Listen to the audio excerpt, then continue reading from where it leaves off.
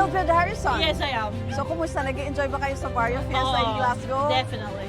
Ma'am, kumusta? Ano ay yung work nyo rito sa Scotland? I work with a company, it's a mortgage broker company. My job is to liaise with the solicitors, the client, to make sure there will be a completion date for their mortgage. Stressful ba siya? Is there any challenge? Oh, definitely there is, because every case is different. So there are straightforward ones that can complete in a week's time. There's also a stressful one that can take months to complete. Excited ako, Ma'am Mildred, kasi nabalitaan ko lahat ng produkto namin from Capsule Coffee and Tea. You have tried it for so many years, Yes, I right? do. Bakit MX3?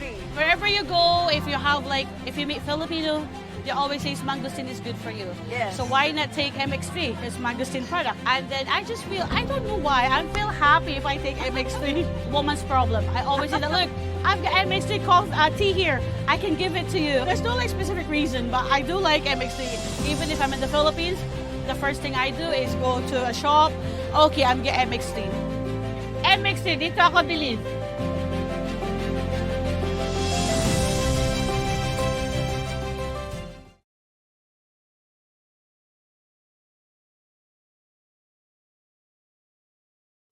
Huwag mo sabihin, radyo. Sabihin mo. Sabihin mo. Energy. Energy. Tayo'y makinig sa drama ni Jimbo at Sheena. Pag-usapan ang problema ng pamilya. Pwedeng magjowa, pwedeng mag-asawa. Malungkot, masaya, halika dito ka. Dadamayan ka namin, sabihin mo sa amin. Kami na ang bahala, pag-usapan yan natin. Masusolusyonan natin problema mo. Kaya sabihin mo sa amin ang lahat, ano ang drama mo.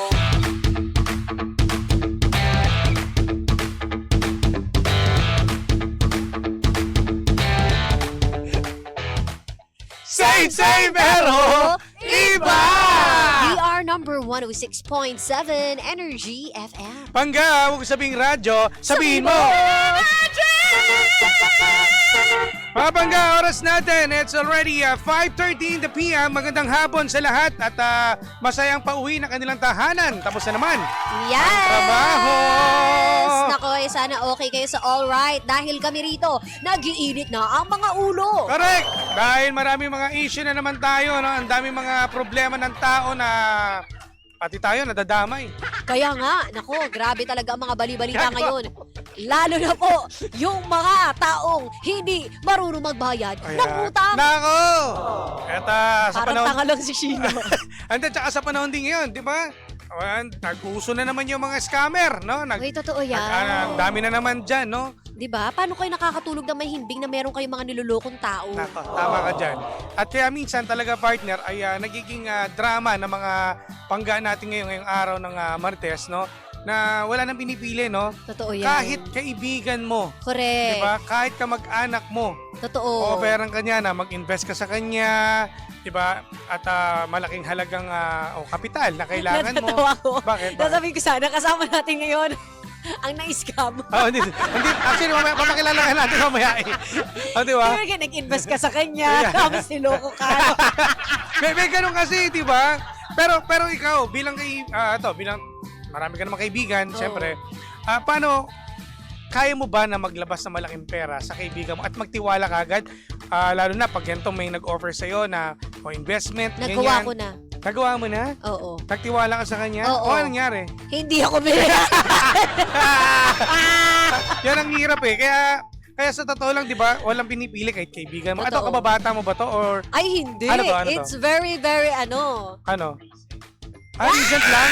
Recent lang. Pero I mean, Oo, ito yun. kung sakali, alam ba, kababata mo, nag-alok sa'yo ng ganun, mas tiwala ka pa talaga sa Oo kanya? naman. Kasi partner ako noon, very parang kunwari, makapalagayan lang kita ng loob. Pautangin na kita. Ganun ka babaw. Very trusting ako noon. Pero Kasi, simula nung nangyari yun. nadala ka na. ayoko Nadala ka na. oo. Kasi ngayon nakikita ko makakakilala. Kasi meron akong kaibigan na na-scam siya. Tinanong ko, sino nag-ano sa'yo? Friend ko. Di ba? Friend mo Di ba parang dati kapag miniscam ka, kadalasan nakilala mo lang to sa correct. bago mo lang. Recent Oo. lang, di ba? Tapos, nagtiwala ka agad. Yun, medyo off yun. Kasi nga, talaga maloloko ka dahil hindi mo Oo. na makilala yung buong pagkatao na Totoo. nag-offer sa'yo.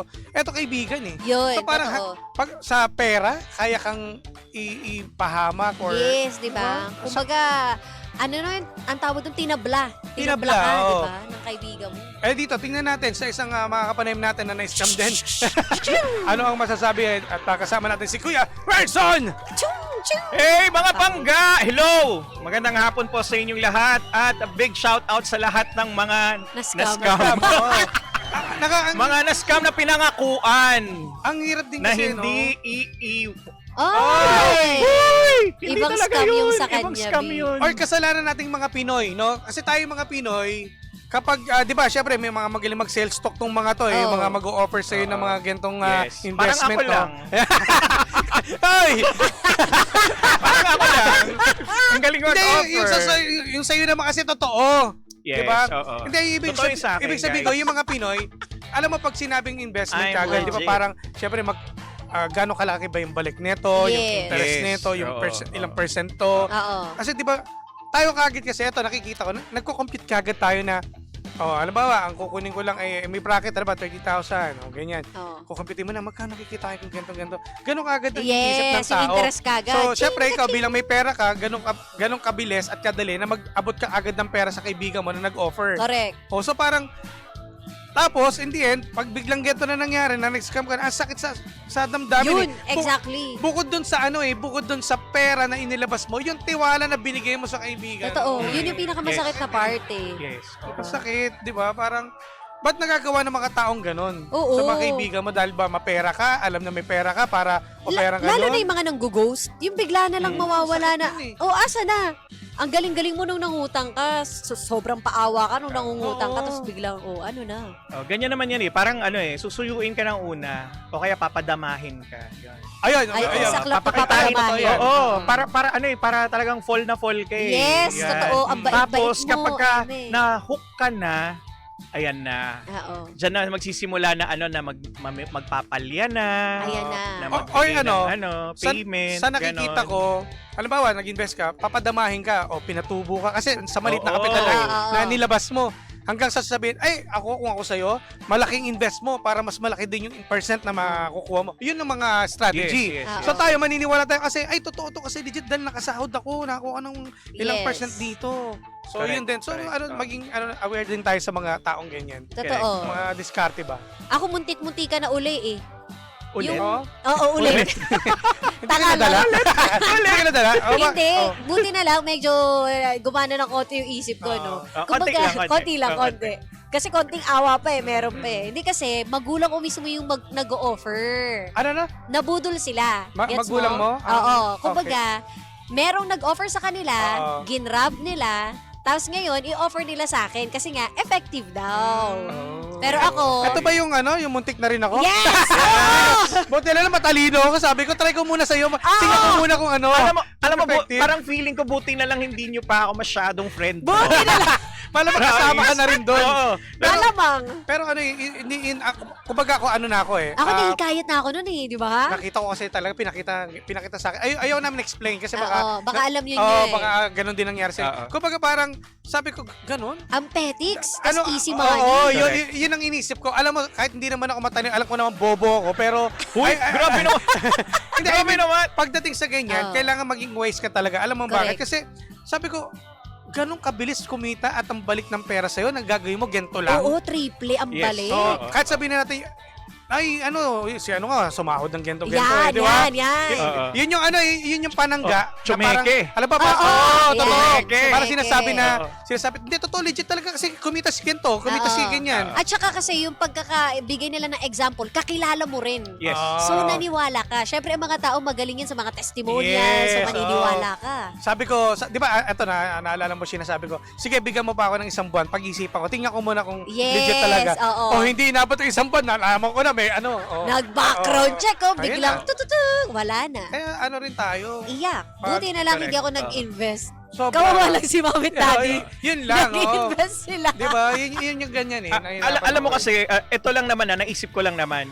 Kaya ang mga Pinoy madaling mas-scam is because madali kasi, yun, number one, katulad mo, trusting. Madaling Oo, magtiwala ang totoo. Pinoy. 'Di ba? Konting ipakita lang sa atin na na mahalaga tayo. Yes. Ayan na, gives na tayo kagad Oo. yan. Pangalawa, masyado tayong mabilis magpatawad. Ayan, totoo. Ayan. Kaya tuloy, yung iba na na medyo feeling nila matalino sila sa atin, ite-take advantage ngayon nila. Correct. Papatawarin naman ako nito eh. Oo. Kaya okay lang, sige na, go, push natin yan. Totoo. Ganon. Kaya tuloy, alam mo yun, yung cycle, Ulit-ulit lang. oo, na tayo kasi, sa pakikipagrelasyon kasi, hindi lang naman yung sa romantic relationship, but also sa friends, sa Yes. sa business, laging nakabase tayo sa tiwala. Kaya lang kasi, yung barometer natin sa tiwala, sira. Oo. Culturally, yes, sira talaga. Totoo. Kaya, parang dapat nating gawin ngayon is mas maging matalino tayo. Tingnan natin yung mga tinatawag nilang red flags. Ayan. Kasi yung mga red flags na yan, hindi naman yan nandyan ng para baliwalain mo lang eh. Kaya nga nandyan yan eh. Para makita mo na Ma-check eh. mo. Oo, hindi mo kailangan maging matalino sa business. Correct. Kailangan mo lang tingnan yung mga signs, mga pattern ng behavior. Kasi katulad ng halimbawa, yung mga binigay ni Jim kanina, ako as a licensed financial Okay, as a licensed financial consultant. Okay. Lagi ko rin sinasabi sa mga sa mga clients ko na kapag ka ang offer sa inyo is too good to be true. Pag sinabi too good to be true, papangakuan kayo ng mga earnings ng more than 10%. Ayan. Ayan. Masyado actually yung 10% to 15% masyado nang mataas 'yon. As in. Kaya medyo magdalawang isip ka na diyan. Kadalasan yung mga nang sa scam na 'yan, ang pinapangako higit pa doon. Totoo. 'Di ba? Totoo. Higit pa doon. Tapos sa unang beses na magche-check out ka, dadagdagan pa nila para lalo kang ganahan. Maingganyo. Maingganyo. Oo. Tapos bibigyan ka pa nila ng mga consideration or yung mga ang tawag dito, I-extend pa nila. special offer Yes. for you Oo. na since this is your first time, we'll be Diba? doing this, etc. Mga demonyo etc. talaga. Oo, ang dami nilang naiisip na ganun. Oo. Kasi nga, alam nila na tayo, madali nga tayo magtiwala. Oo.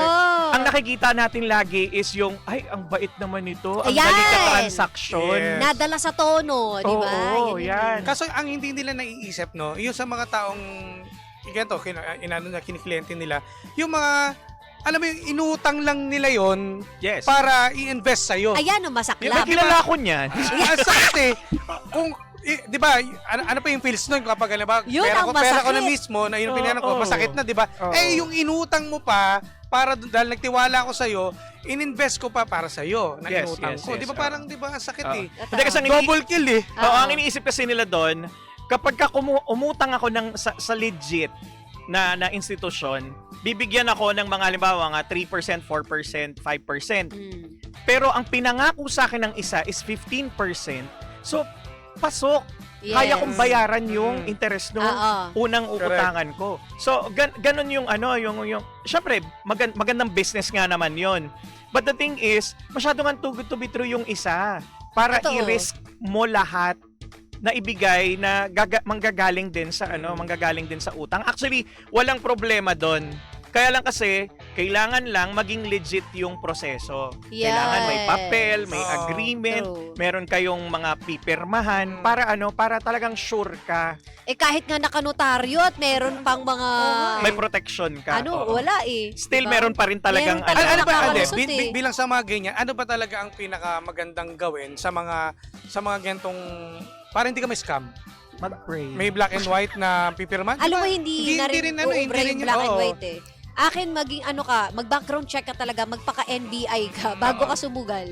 Oo. And also, tanggalin natin yung ugali nating mga Pinoy na nakukutuban ka na nga na merong Yes! gagawin sa'yo, hindi mo pa rin i-call yung attention Oo. right away. Kasi ang iniisip mo, hala, nakakahiya naman. Baka Ayan! sabihin niya, pinagbibintangan ko siya. Oo. Baka isipin niya, ganito, ganyan. Ay, nako, ang daming ganyan ngayon. Yung mga nakasakay dyan sa mga nasa biyahe ngayon, guys. Yung mga naka-experience ng ganon.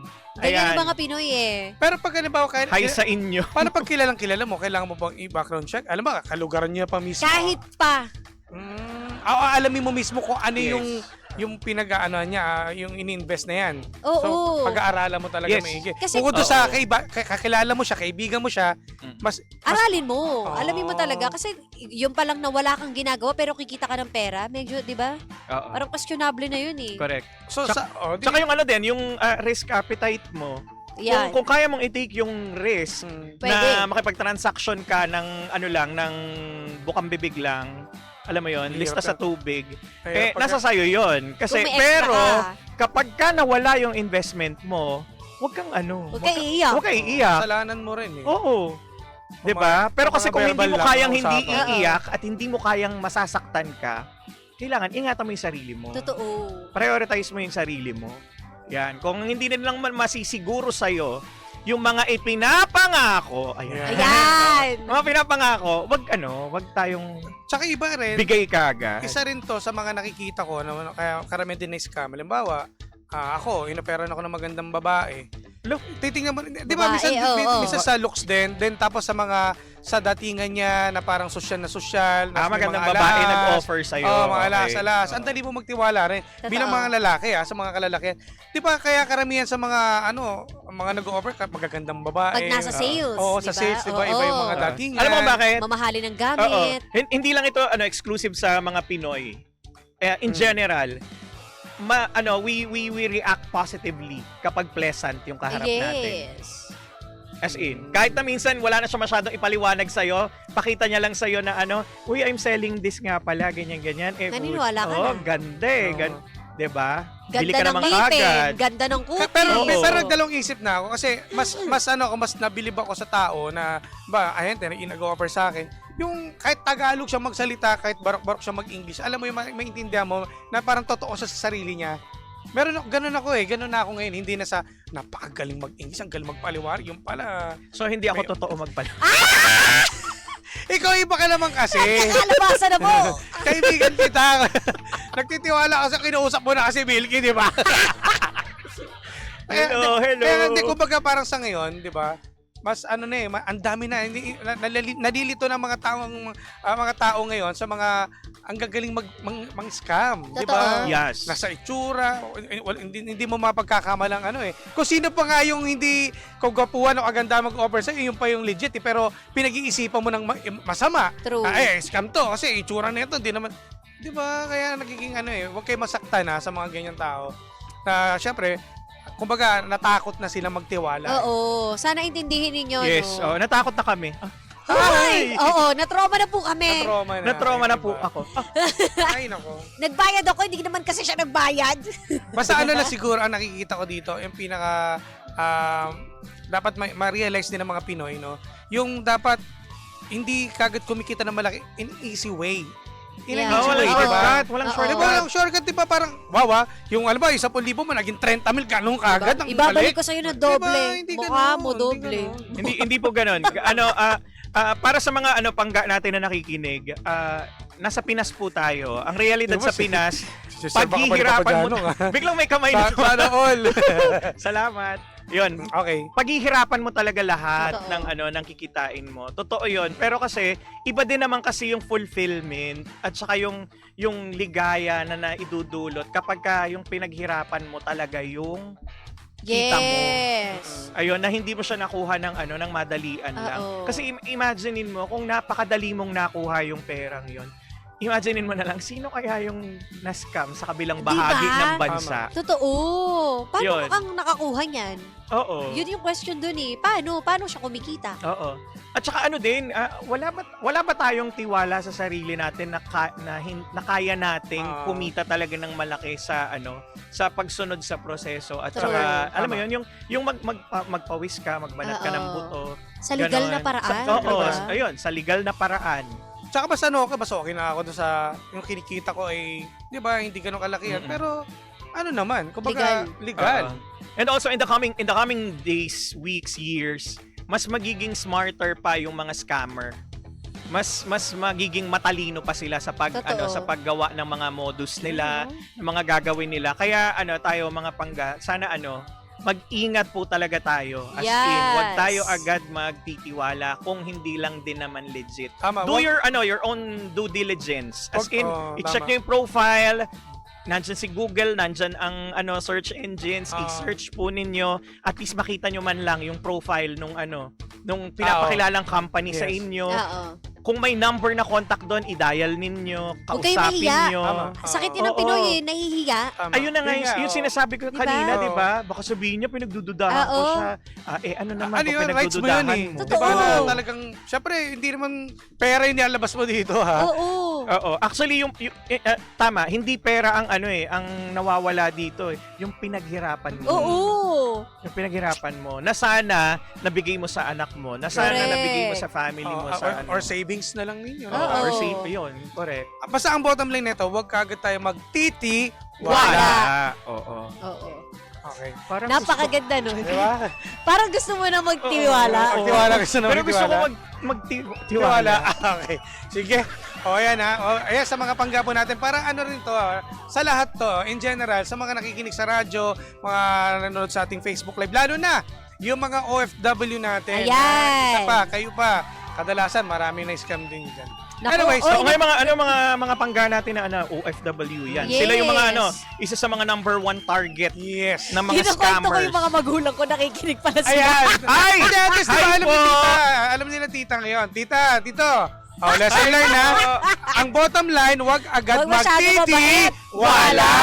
Okay. Yan, yung tayo eh. Sabi ko siguro, tita. Sabi- Loko-loko to si Jim mo, ha? Loko-loko to, ha?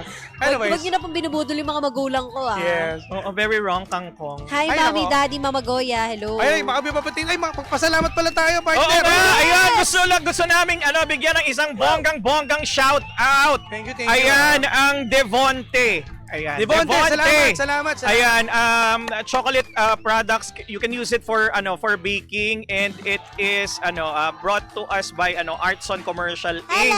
Hello. Ayan, hi kay Doc John Alex Uy. Hello. Salamat. Uy, Salamat. Devonte, guys. Si Doc magpapadala daw para sa Believable. Ay, oo nga, Doc. Oo nga, ayan, Doc Sponsoran Alex. mo yung yung Sponsoran mo segment daw yung namin. Believables. Every Monday yun. Ako. Ang sarap nito, Every Monday, ang sarap po ng chocolate nila. Lalaban Ayan. to dun sa isa. Tama. Pero tsaka mas maganda, partner Sheena, sa mga magiging guest natin nun, mas maibigan din nila lalo yung donut na. Correct, oo. Kasi I yung love pinadala it. ni Sarap. Doc na nilagyan ng Devonte chocolate topping yung donuts. Ang Tsaka sarap ang po. lambot.